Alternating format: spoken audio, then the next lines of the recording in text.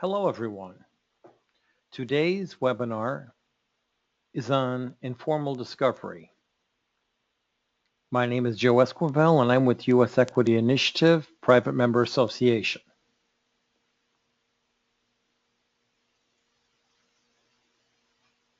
What is informal discovery? Well, formal discovery is a request and disclosure of evidence between parties of a lawsuit. Informal discovery is a voluntary exchange between parties. That is what we are doing, involuntary exchange of information. What can you expect from us, U.S. Equity Initiative Private Member Association? We will provide the following to members: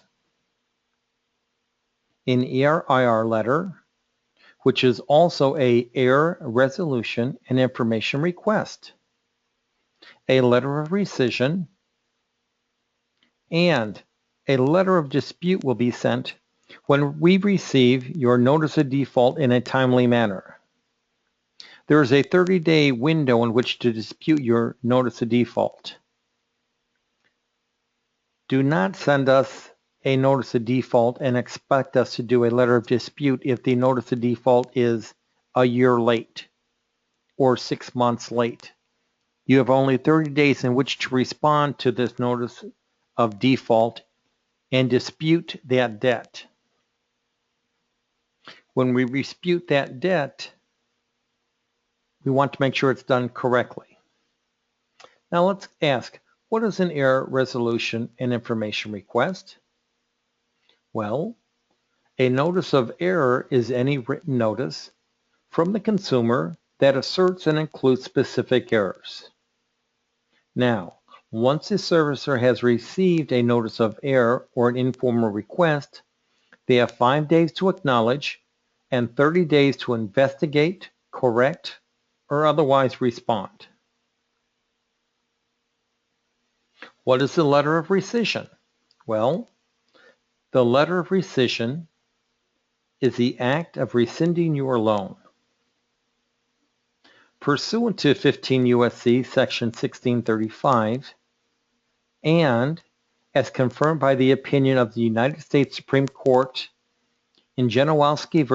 Countrywide, case number 13-684, your loan is rescinded under operation of law and therefore void. What is the letter of dispute?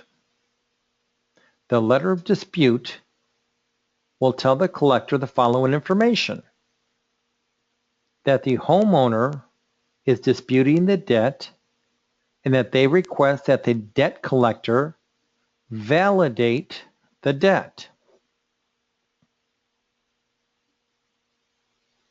Now, many times you ask, Joe, what documents are needed for informal discovery as well as a chain of title analysis?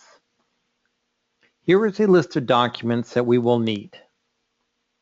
You may or may not have all of the documents. Please understand that the more documents that we have, the better we are at accomplishing our job and providing you with the correct documentation. So let's start with the top. A promissory note, a mortgage or deed of trust. This is the security instrument that is recorded into public recorder's office. Notice of default and/or foreclosure complaint with all exhibits. Depending on what state you're in, you may or may not have a publicly recorded default. If you are in a judicial state, you will have a foreclosure complaint with all of the exhibits. Next, we will need any assignments of mortgage or assignments of deeds of trust. Now, for members that are in the state of Georgia, you will have a security deed as a security instrument recorded into public record, and you will have assignments of the security deed. Next, we have substitution of trustee.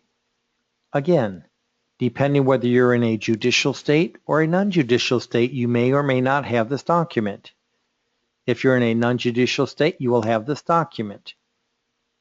If you're in a judicial state, you will not have this document. Next, we have notice of sale. Again, this is a very important document. If you do not have this document, when we get further into doing actual lit support, we may not be able to help you until we get these documents. Next, we need any publicly recorded documents that have been filed into public record pertaining to your property that is not on this list. We need anything that has been filed into public record that pertains to your loan, not including documents filed by you. Again, let me reiterate, because many of you out there record multiple documents such as reconveyance, many different documents. I'm looking at documents that are recorded by others other than yourself into public record pertaining to your property. Notice, lack of documents will result in lack of work products able to be provided for by U.S. Equities Initiative. The biggest complaint that we have from our different teams that work with U.S. Equities Initiative is that we have a lack of documentation provided for us by the member. So we've just gone through informal discovery. Should you have any question, please go back to the beginning and refresh it and watch it again. Thank you very much. Have a nice day.